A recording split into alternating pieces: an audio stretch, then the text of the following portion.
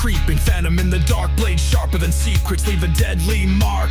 Phaeton in the chaos, language of the pain, torture, symphony, storms in... Links do meu canal secundário Unterwolf e Ant10 junto de mais algumas informações na descrição do vídeo junto da minha chave Pix para quem quiser dar uma força aqui para o canal. Se inscrevam e deixem o like para ajudar na divulgação. Bom, tendo dito isso, vamos para a teoria. POV. Terceira pessoa represa over, base do setor 7, andar de contenção do NBE-01. Mesmo momento, eu sou Megatron.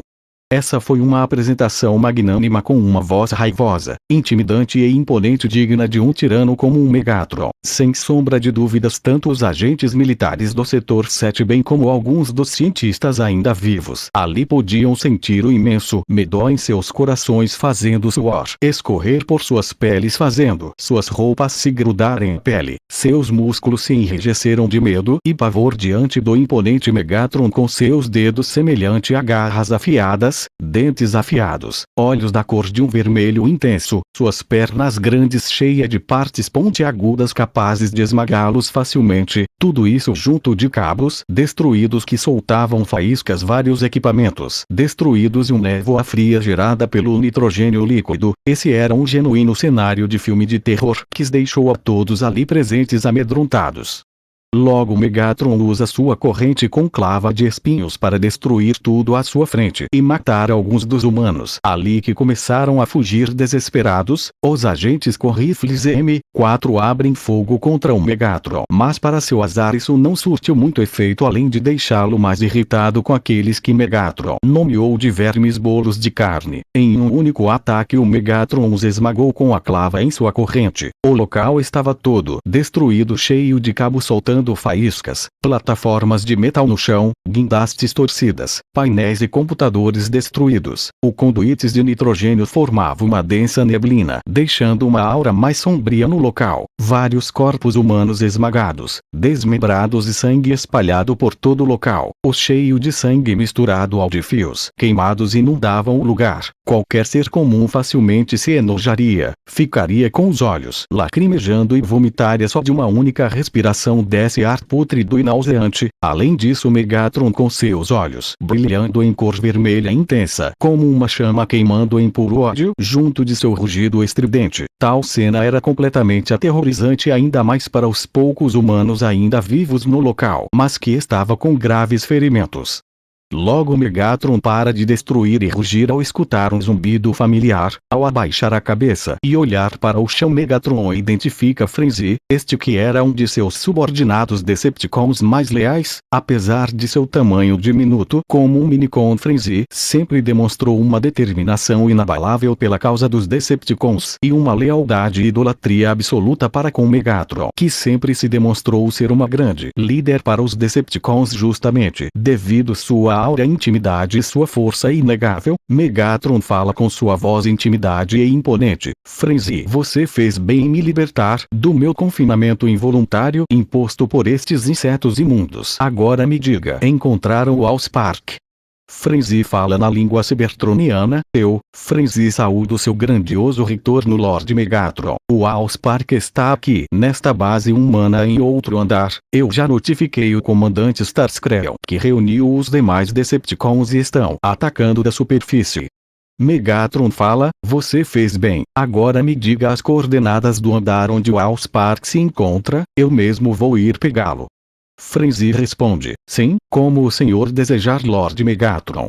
Enquanto isso, na sala de câmara do cubo, El estava flutuando com o Allspark também flutuando acima de sua mão esquerda. Todos ainda estavam em choque pelo feito demonstrado diante de seus olhos, seus ouvidos ainda zumbindo um pouco devido ao estalo sônico anterior. Entre os presentes, Bumblebee era o mais chocado, mesmo vivendo já há um bom tempo na Terra, tendo até mesmo participado da Segunda Guerra Mundial, um dos mais terríveis e horrendos eventos da história da humanidade. Ele nunca antes viu uma forma de vida à base de carbono realizar tamanhas façanhas. De primeiro Bumblebee viu-o ser semelhante a um ser humano flutuando no ar, depois suas roupas queimarem e revelarem um belo e justo traje negro de combate com uma capa que vibrava levemente com a leve brisa de vento. Como se isso não fosse suficiente, repentinamente Bumblebee sentiu o cubo em suas mãos tremular como se uma força invisível estivesse agarrando-o. Então, com o estrondo sônico, o cubo foi puxado de suas mãos, as deixando cheias de marcas, e agora o cubo estava flutuando na palma da mão da forma de vida à base de carbono à sua frente.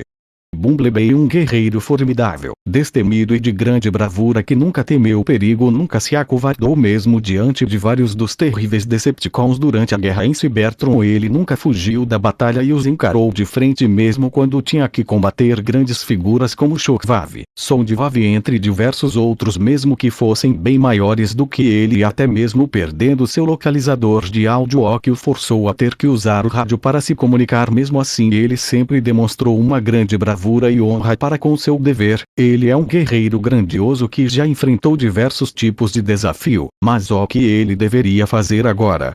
Bumblebee nunca antes se encontrou como uma forma de vida orgânica à base de carbono como este, que era semelhante aos humanos, mas claramente conseguia exercer tais habilidades sobre-humanas. Ele nunca viu nada igual por toda a galáxia, e não há registro sobre nada semelhante nos registros cybertronianos, mesmo em outras galáxias. Então, naturalmente, Bumblebee ficou sem reação diante tal situação.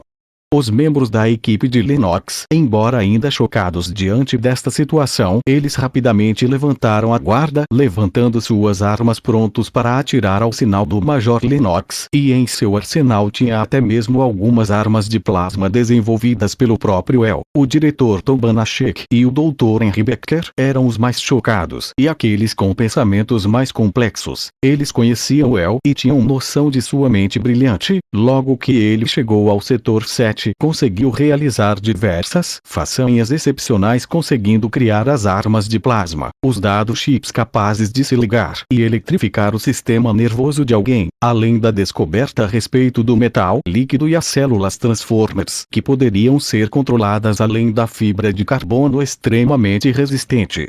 Anteriormente, no dia 16 de julho de 1969, o homem foi capaz pela primeira vez de chegar à Lua através da Apollo 11 com Neil Armstrong, sendo o primeiro homem a pisar na Lua, deixando um marco na história da raça humana. O comandante descreveu o momento como um pequeno passo para um homem, um salto gigante para a humanidade. Mas agora, com os feitos do árduo trabalho de El, até mesmo a colonização de Marte, o planeta vermelho, já não era apenas uma hipótese. Com os estudos de El a respeito do Allspark e da raça cybertroniana, tanto o diretor Banachek quanto o Dr. Becker conseguiam ver os grandes avanços da tecnologia poderia ter nas próximas décadas, e até os possíveis resultados ainda sendo demonstrados no próximo século, graças aos estudos de El. Uma instalação espacial, talvez uma fonte de energia limpa, avanços a respeito da tecnologia de sobrevivência espacial, a erradicação de doenças, o término da pobreza, a solução para a fome mundial, até mesmo tecnologia de clonagem, ou até mesmo formas de evitar o aquecimento global, talvez até mesmo tornar coisas da ficção como jetpacks, ou a criação de buracos de minhoca. Dr. Becker tinha fé que com a inteligência anormal de El e sua vasta compreensão do Allspark poderia influenciar absurdamente no futuro da raça humana. Mas agora, como ele deveria se sentir? O homem que o Dr. Becker podia jurar ser o próximo Albert Einstein, agora diante dele com o símbolo S dentro de um diamante no peito, igual ao frame de uma imagem de uma câmera satélite entregue a ele por um analista há cerca de 2 meses atrás. A pessoa que o Dr. Becker conheceu como Dr. L. John Williams na verdade era o extraterrestre desconhecido que entrou na atmosfera terrestre e demonstrou uma velocidade nunca antes imaginada que uma forma de vida orgânica pudesse alcançara há 2 meses atrás esse tempo todo. Isso era como você ser fã de um ator famoso que dentro das câmeras age de uma maneira gentil e amorosa principalmente com seus fãs, mas quando você o conhece pessoalmente, ele é um completo arrombado e cuzão que despreza os outros. Se tivesse uma diferença era que El, mesmo infiltrado usando o sobrenome da série, ele nunca fingiu outra personalidade, se mantendo com sua típica personalidade fria, misteriosa, confiante, orgulhosa e de certa forma um pouco arrogante. El entende que o universo de Transformers não deve ser subestimado, afinal os Cybertronianos possuem um vasto arsenal à sua disposição que vão desde uma arma capaz de criar explosões de dilatação temporal até mesmo certos dispositivos de buracos negros, granadas de antimatéria, naves espaciais capazes de se mover na velocidade da luz e até mesmo dispositivos capazes de criar portais de viagem instantânea de um lugar do universo a outro lugar, chamados de ponte espacial, muito frequentes nas histórias dos Transformers. Mesmo assim, El nunca duvidou da sua capacidade e de seus próprios poderes. Ele tinha total confiança de que poderia lidar com qualquer problema, mesmo que não pudesse resolver de forma rápida. Ele tinha certeza de que poderia arranjar uma solução com base em sua própria força.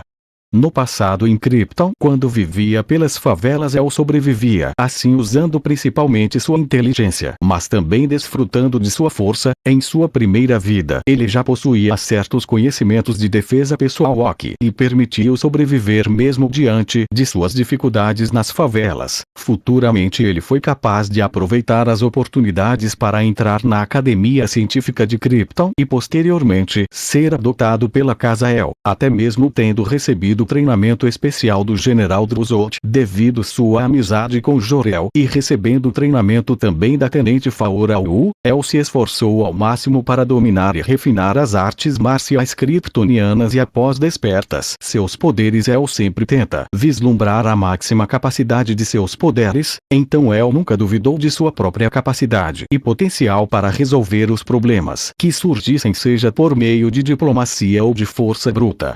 Olhando para os indivíduos à sua frente, El pode perceber o nervosismo e os óbvios sentimentos complexos transmitidos pelas pessoas que estavam de guarda alta com suas armas prontas para serem disparadas. Diante de tal cena, El não pode deixar de admirar a bravura e o senso de dever dos indivíduos diante dele, principalmente devido a grande parte destes indivíduos serem apenas seres humanos comuns sem poderes nem nada, somente humanos comuns com certas capacidades militares, mas mesmo assim com o medo percorrendo por todos os seus corpos, eles ainda ganharam coragem o suficiente para segurar firmemente suas armas sem demonstrar fraqueza, prontos para dispararem mesmo que isso custe suas vidas.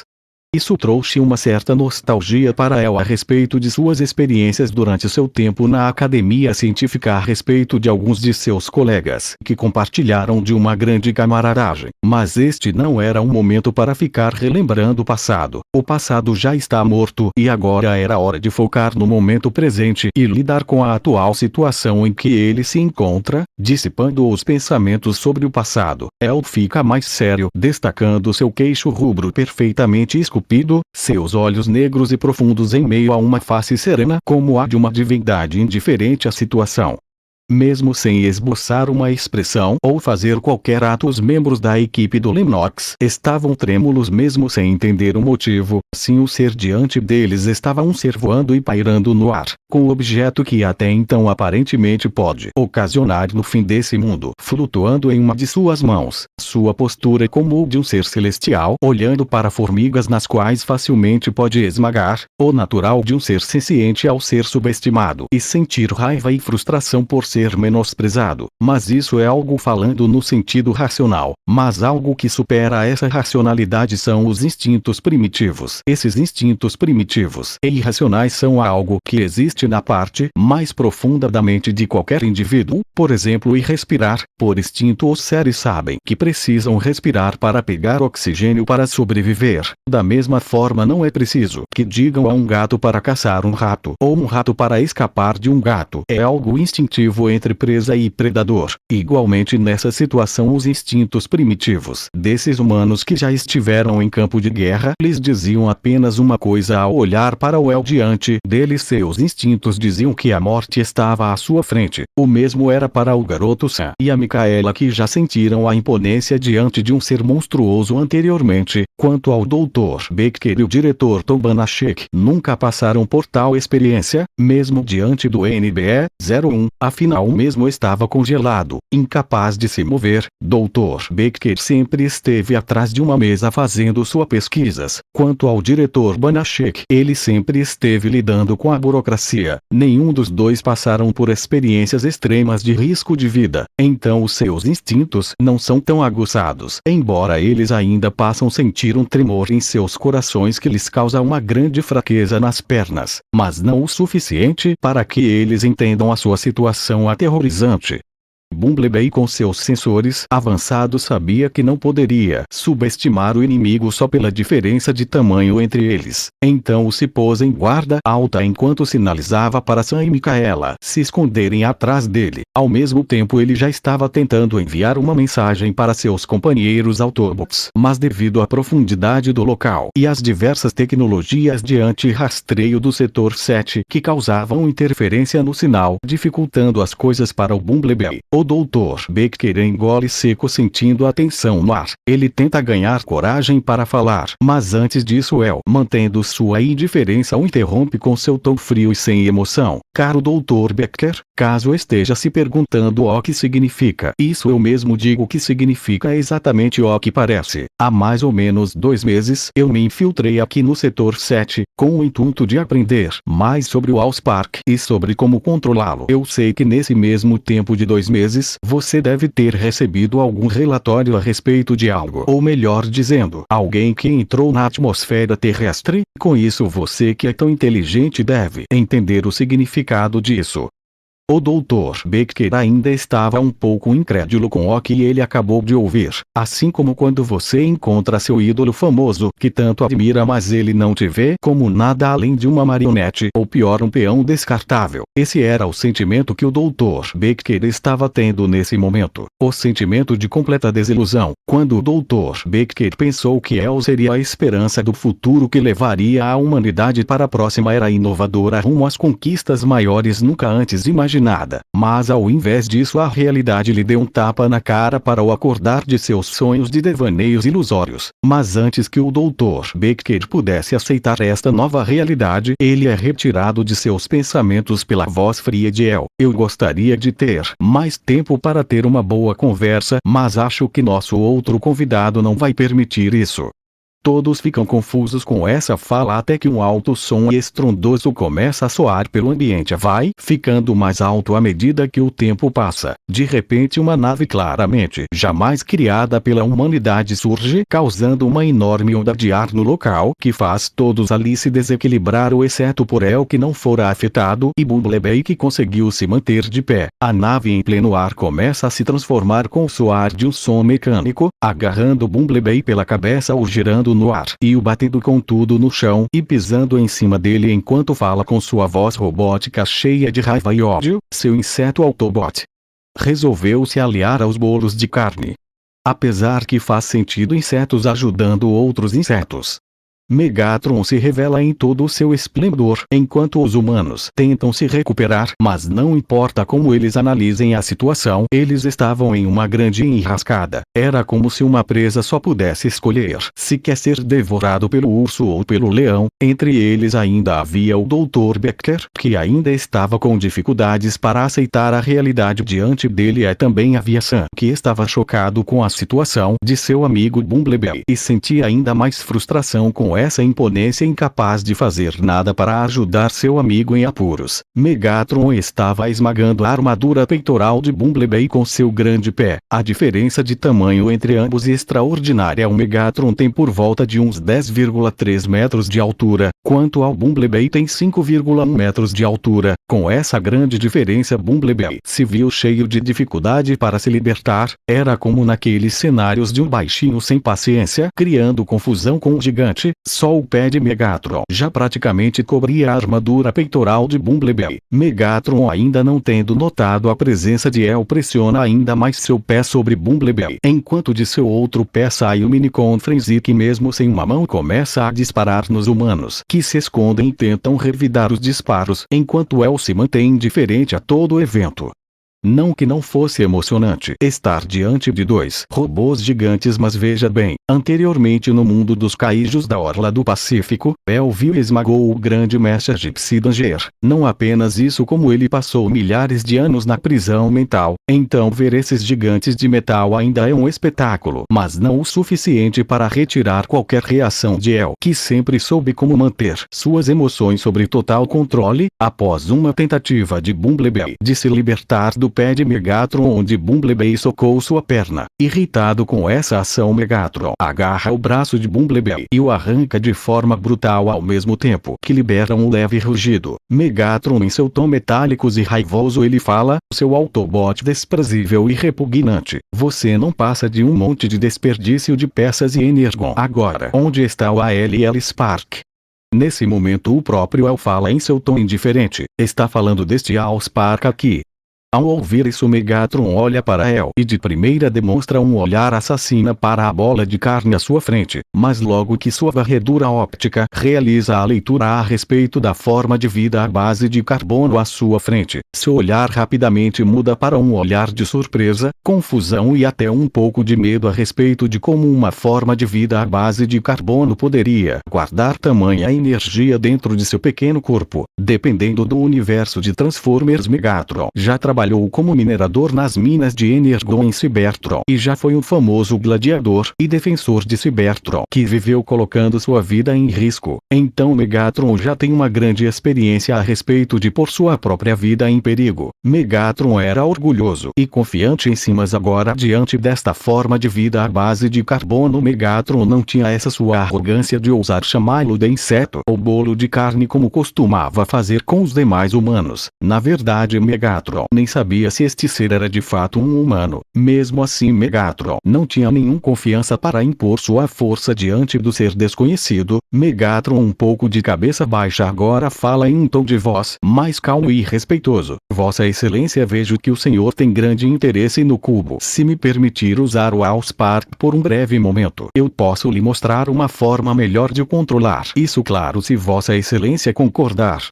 POV. Optimus Prime, Monumento Nacional, cerca de 370 quilômetros da represa. Houver momentos antes do despertar de Megatron. Eu e meus Autobots estávamos agora nesse monumento construído pelos humanos. Jazz e Ironid estavam frustrados pelo fato de Bumblebee ter sido capturado e provavelmente estar, nesse momento, sendo usado para experimentos pelos humanos. Eu consegui os manter sob controle para que não fizessem nenhuma besteira, mas a raiva e frustração em seus olhos azuis. Nossos novos amigos humanos Sam e Micaela também acabaram sendo capturados por aqueles humanos agressivos. Embora eu também tenha essa frustração por não tê-los protegidos, mas ainda assim devo dizer que também entendo como aqueles outros humanos se sentem. Afinal, nós adentramos em seu planeta sem permissão, consequentemente trazendo conosco a presença de nossos inimigos e, de forma indireta, colocamos a Terra no meio de nossa guerra. Então posso dizer que compreendo a desconfiança e agressividade daqueles humanos para conosco.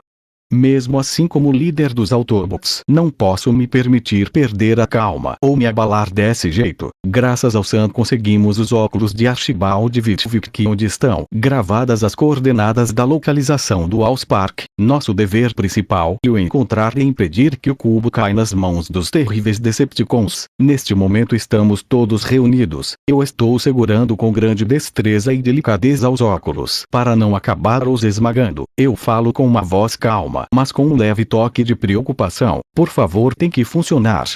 Logo eu escuto a voz eloquente de Jazz falando: pode ligar, Optimus. Eu os pego com as pontas dos meus dedos e os coloco em frente aos meus olhos, que liberam um feixe azul nas lentes. Ao atravessar as lentes, a luz azul se espalha formando um holograma azul cheio de símbolos cibertronianos que logo se reformam em um holograma do planeta Terra, que gira até parar em uma região com um ponto vermelho piscando. Eu falo com um tom respeitoso, calmo e sábio. Ótimo. Essas coordenadas indicam que o cubo está a 370 quilômetros daqui. Ratchet, meu oficial médico, fala. Eu sinto que os Decepticons estão se mobilizando. Sendo seguido pelo meu oficial de armas Iroide, que completa dizendo: eles devem saber que está aqui. Neste mesmo momento o Jazz fala com uma voz preocupada: tá, mas é o Bumblebee. Não podemos deixá-lo morrer, se tornar um experimento dos humanos. Eu vejo nos olhos de Jazz sua raiva e frustração. Eu podia entender seus sentimentos, mas não podia deixar que Jazz se deixe se consumir por esses sentimentos. Eu penso bem em minhas próximas palavras e então falo: ele terá morrido em vão se não cumprirmos nossa missão. Bumblebee, um bravo soldado, ele ia desejar isso também. Iroide fala com uma leve irritação: porque estamos lutando para salvar os humanos. Eles são primitivos, são violentos. Nesse momento eu reflito um pouco e então decido falar: e nós somos tão diferentes.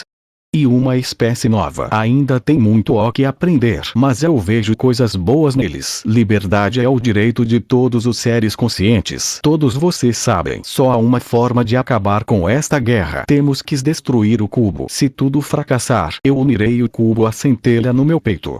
Ratchet fala com clara rejeição da ideia na voz: isso é suicídio. O cubo é energia bruta, pode destruir vocês dois. Eu retrato dizendo: um sacrifício necessário para trazer a paz a este planeta. Não podemos deixar que os humanos paguem pelos nossos erros. Foi uma honra servir ao lado de vocês. Autobots, vamos rodar. Logo começamos a correr, e então nós começamos a nos transformar para nossas formas alternas, com Jazz virando um Pontiac Solstice prata, Ratchet vira um Hummer H2 amarelo esverdeado com listras vermelhas, Iroide vira uma picape GMC Top Kick preto. Quanto a mim, eu me converto em um caminhão Peterbilt 379 de 1992 vermelho com pintura de labaredas azuis. Assim nós partimos a caminho da represa Over, onde as coordenadas no óculos de Archibald apontam a localização do Allspark. Então, sem hesitar, todos partem com Jazz liderando o trajeto e comigo ficando por último, guardando a retaguarda.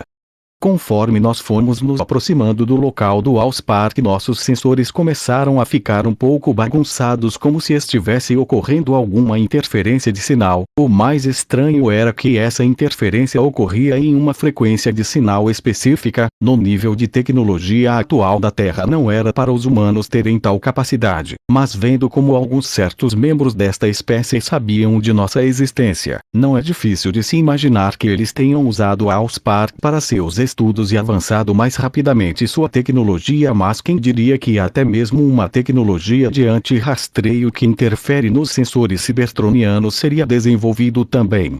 Anteriormente eu já obtive uma boa impressão dos humanos como Sam e Micaela. Depois vieram aqueles agentes que acabaram capturando Bumblebee. Sam e Micaela, embora isso não tenha me deixado contente, ainda assim eles demonstraram ter um forte senso de combate para lidar com um cibertroniano. Tal fato é simplesmente indiscutível e inegável, apesar das atuais circunstâncias desagradáveis em que nos encontramos. Conforme mais nós nos aproximávamos do local designado, mais forte ficava a interferência, mas o mais estranho foi que o Jazz começou a receber uma transmissão de mensagem cheia de falhas devido à interferência de sinal, mas era óbvio que era uma mensagem do Bumblebee. Era notável que Bumblebee estava tentando nos enviar um alerta urgente sobre algum perigo no local. Aparentemente era a respeito sobre uma estranha forma de vida não identificada no nosso banco de dados, mas devido às interferências de sinal não conseguimos entender muito, e logo o sinal parou de ser transmitido. O que nos restou foi continuar nossa jornada atentos ao fato de que seja o que for que nos aguarda não é uma coisa boa.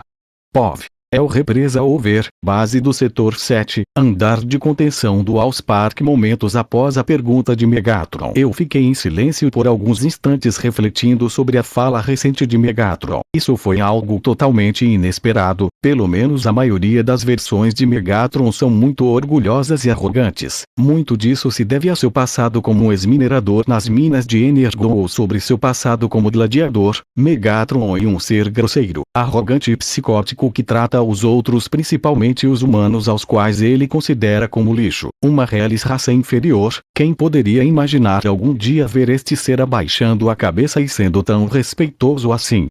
Claro, existia o Fallen, também conhecido como Megatronus Prime, um dos 13 primes originais e também o primeiro Decepticon. Ele também foi chamado de mestre pelo Megatron após sua ressurreição. Mas o Fallen também é um ser muito orgulhoso e arrogante. Ele se revoltou contra seus próprios irmãos após chegar à Terra. Ele tentou ativar a arma cybertroniana capaz de gerar quantias absurdas de Energon em troca de consumir sóis, mas ele acabou derrotado por seus irmãos que pegaram a matriz da liderança e a esconderam dele. Embora seja discutível o que fez o Fallen se corromper assim, a questão é que, visto ambas as personalidades autoritárias e orgulhosas, quem iria acreditar que ambos realmente se respeitam como mestre e discípulo? O que é mais provável é que eles tenham um acordo entre eles onde um usa o outro para seus objetivos. O Fallen é a matriz da liderança e sua arma consumidora de sóis, e o Megatron é a dominação de Cybertron e talvez outros planetas. Enquanto refletia sobre o assunto em questão, eu mantive um olhar inexpressivo sobre Megatron, que se manteve de cabeça baixa sem liberar nenhum som, apenas esperando minha resposta. O Minicon Frenzy, que veio junto de Megatron e estava em uma pequena troca de tiros com os membros da equipe Lennox, também ficou surpreso com o evento inédito diante dele, bem como os humanos também não puderam deixar de se surpreender com a situação que para eles se via cada vez mais desesperadora. Anteriormente eles eram como um pequeno certo entre um tigre e um urso. Nesse cenário havia a possibilidade dos dois predadores se degladiarem, dando assim tempo para a presa fugir, mas é agora. Os dois predadores estavam prestes a se aliarem. Nesse cenário, qual seria o destino dessas presas, se não a de serem devorados pelos predadores assustadores diante deles? Lennox era o mais aflito com tal situação desesperadora. Ele, como um bom soldado que atuou na linha de frente de cara a cara com morte, ele já andou entre a linha da vida e da morte incontáveis vezes. Lennox não era idiota, ele sabia o quão grave era a situação atual e como responsável pelas vidas de sua equipe, além dos dois adolescentes, do diretor Banachek e do Dr. Baker ali presentes, ele sabia que tinha que bater em retirada urgentemente. Assim que possível, ele tinha que aproveitar qualquer brecha que aparecesse. Eu naturalmente já havia percebido isso, mas para mim a vida de Lennox e os demais era simplesmente insignificante. Eu não tinha por que me importar com suas vidas e mortes, afinal, meu foco era só o Allspark no momento. O resto era apenas isso, somente o resto. Depois dessa breve reflexão, eu finalmente tomo minha decisão e falo em meu tom frio habitual com um rosto inexpressivo. Pois bem, veremos o que você tem para me mostrar. Talvez me seja útil, afinal. Eu estendo a mão, fazendo o Allspark flutuar em direção do Megatron, que levanta a mão para receber o Allspark enquanto assenti com a cabeça em concordância. Megatron logo fala com sua voz robótica: "Obrigado por seu voto de confiança, Vossa Excelência." Olhando indiferente para ele, eu respondo friamente: "Meu nome é El." Megatron fala: "Certo, obrigado por sua confiança em mim, Vossa Excelência El."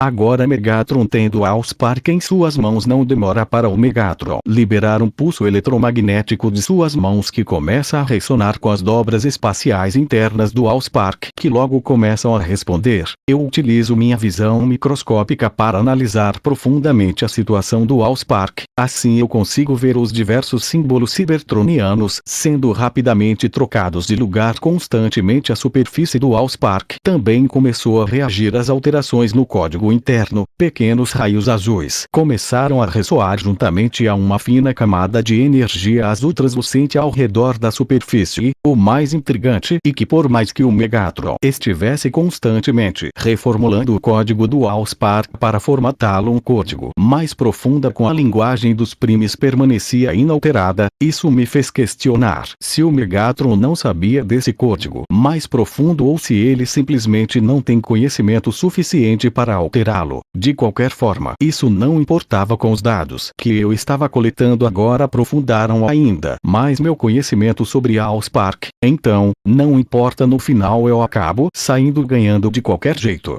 Após um longo tempo de alterações constantes no código-fonte do Allspark, Megatron finalmente termina sua reformatação. Ele agora com o Allspark na mão leva até sua testa conectando com um leve raio azul que percorre todo o seu corpo. Suas juntas começam a se mover, seus receptores ópticos dilatam brilhando em azul antes de voltarem para o vermelho. Depois de terminar, Megatron retira o Allspark de testa e bate sua mão direita no chão rugindo em fúria. Megatron grita cheio de raiva e ódio puro em sua voz metálica: "Maldita Quintessa!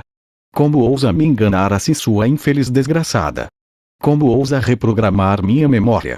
Eu, o grande Megatron, te farei se transformar em uma pilha de sucata por tentar me manipular." Eu me mantive quieto a respeito disso, mas admito que fiquei intrigado com esse desenrolar. Esse é aquele tipo de plot twist que nunca é revelado diretamente nos filmes e só é descoberto fuçando a fundo nos arquivos dos produtores guardados às 7 chaves. Embora eu não ligasse muito para a história deste universo, só me importasse em descobrir mais do Allspark para meus objetivos pessoais, eu não podia negar que esta revelação me chamou um pouco a atenção. Afinal, não é todo dia que se descobre que um dos vilões mais terríveis e admirados por se encaixar tão bem como um vilão na verdade só era a ferramenta de um vilão. Embora fosse uma reviravolta típica de desenhos e animes, eu não podia negar que meu interesse a respeito desta trama havia ficado um pouco maior, mas agora havia algo mais importante a ser resolvido. Eu então falo com minha voz fria: "Certo, e agora? O que pretende fazer?" Minha voz retira Megatron de seus pensamentos odiosos a respeito de Quintessa. Sua expressão cheia de fúria se acalma um pouco. Ele abaixa a cabeça e ergue sua mão em minha direção e então fala com sua voz metálica, mas em um tom completamente respeitoso: "Eu, Megatron, juro minha lealdade a Vossa Excelência El. Claro, isso se Vossa Excelência estiver disposto a aceitar essa minha lealdade." Ao ouvir tais palavras não consegui não soltar um sorriso de desdém enquanto Frenzy ficou ainda mais chocado e incrédulo com esse desenrolar. Quase que eu deixei sair uma gargalhada após ouvir essa tolice sem sentido. Quem iria acreditar que o temido Megatron poderia ser assim tão submisso?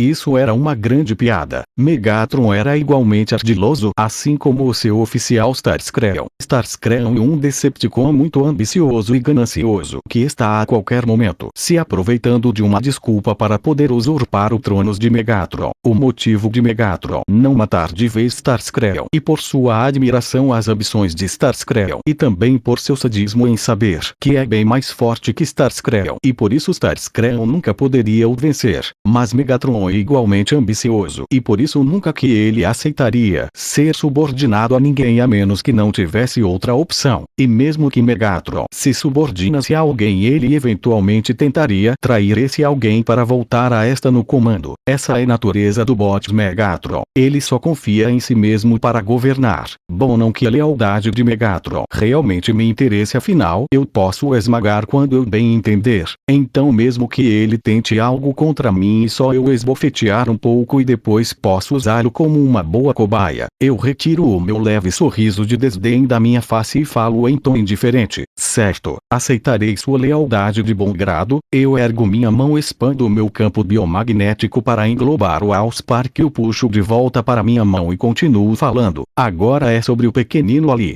Ele está com você." Ao ouvir meu questionamento, Megatron olha para Frenzy e responde, me dizendo sim que o Minicon era um de seus soldados mais leais. Vendo o estado infeliz do Minicon, vejo isso como uma boa oportunidade para testar o Allspark. Eu olho em direção de Frenzy, que ainda estava em choque com a cena mostrada por Megatron. Mas depois de usar seus sensores para me analisar, a face de Frenzy estava ainda mais chocada agora, entendendo os motivos de Megatron está tão respeitoso comigo. E quando ele percebe minha atenção focada nele, ele começa a se preocupar um pouco. Eu estendo minha mão esquerda com o Allspark flutuando sobre ela. Através do meu campo biomagnético eu começo a alterar o código-fonte da dobra espacial interna. A superfície reage, liberando um pouco daquela energia azul. Logo que eu termino as alterações do código, raios azuis vão em direção do Frenzy, que se assusta à primeira vista, mas logo se acalma ao perceber as partes danificadas de seu exoesqueleto e seus membros perdidos se consertando. No meio disso eu altero um pouco mais o código para começar a aprimorar o Frenzy, que logo começa a desenvolver um exoesqueleto mais denso e resistente. Seu tamanho diminuto, cerca do mesmo tamanho de um humano médio, por volta dos 1,70 metros, acabava de crescer para 2 metros de altura. Seus 4 braços agora tinham garras bem mais afiadas, além de sua armadura ter ficado mais robusta em comparação à sua armadura anterior. Frenzy e Megatron ficaram surpresos com isso. Embora Megatron tivesse notado que eu tinha algum conhecimento a respeito do Allspark, ele certamente não esperava que eu fosse ser capaz de manipular o código-fonte tão facilmente, mesmo após ver o mesmo fazer isso, até porque o mesmo não conseguia manipular esse código de forma fácil, assim tendo que ter cuidado com as trocas de símbolos cybertronianos para não acabar errando e falhando em sua alteração de código. E agora eu acabei de alterar o código de forma rápida e natural, como se fosse a coisa mais comum. Isso certamente deixou o Megatron ainda mais atento para não acabar tendo um destino terrível em minhas mãos. Até Bumblebee, que ainda estava sobre o pé de Megatron, também não pode deixar de se impressionar com esse evento. Após terminar o upgrade de Frenzy, o mesmo parecia satisfeito e eu também estava satisfeito com isso, mas ainda havia mais para ser testado. Eu olho em direção do grande robô amarelo em estado lamentável. Eu ergo meu braço em sua direção com a mão aberta. Megatron entende minha intenção e retira seu pé do peito esmagado e afundado de Bumblebee.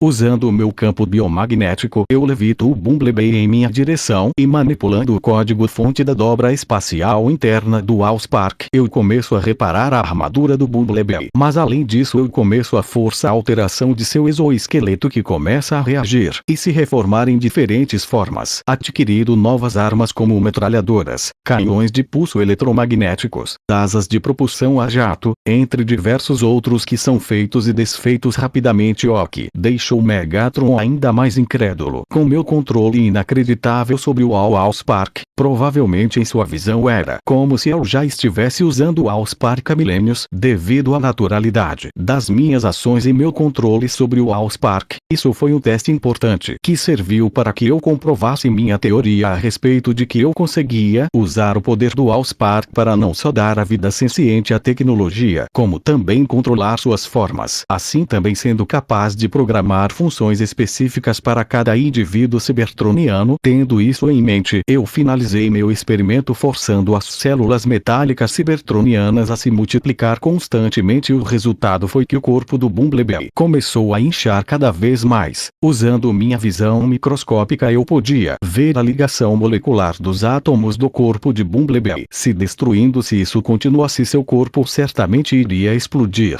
Eu paro, então resolve finalizar fazendo o oposto, forçando o Allspark a absorver quase todo o energo das células cybertronianas, fazendo Bumblebee retornar à sua forma original. Eu libero ele do meu controle, o deixando cair no chão impotente, devido à exaustão de ter seu corpo forçado a se remodelar tantas vezes e tão rapidamente, e ainda por cima suas reservas de energon quase foram completamente esgotadas. Eu já havia conseguido todos os dados que eu precisava, nada mais me interessava ali. Quanto à vida dos demais, também não me importava se viviam ou morriam.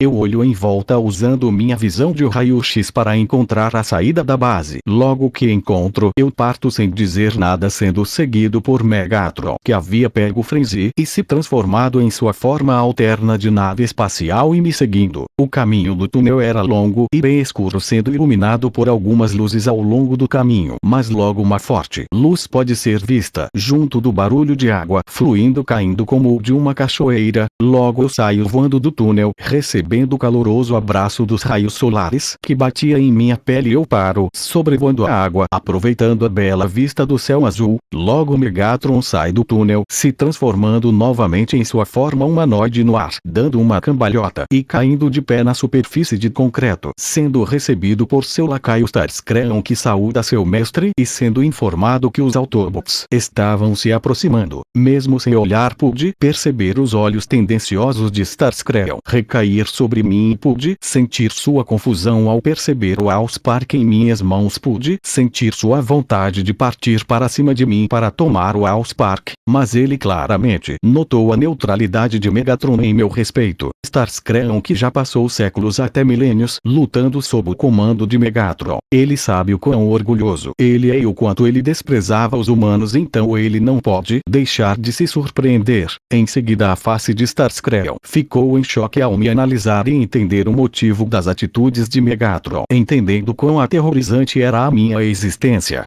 Bom, esse foi o vídeo, espero que tenha gostado. Até o próximo vídeo, fiquem com Yahvé, Deus.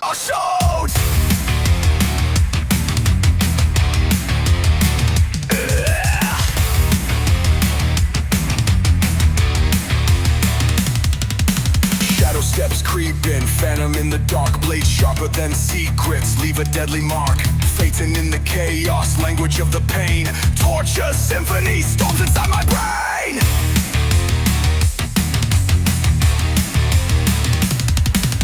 Whispers in the void, cloak of a nightmare, fire burns hotter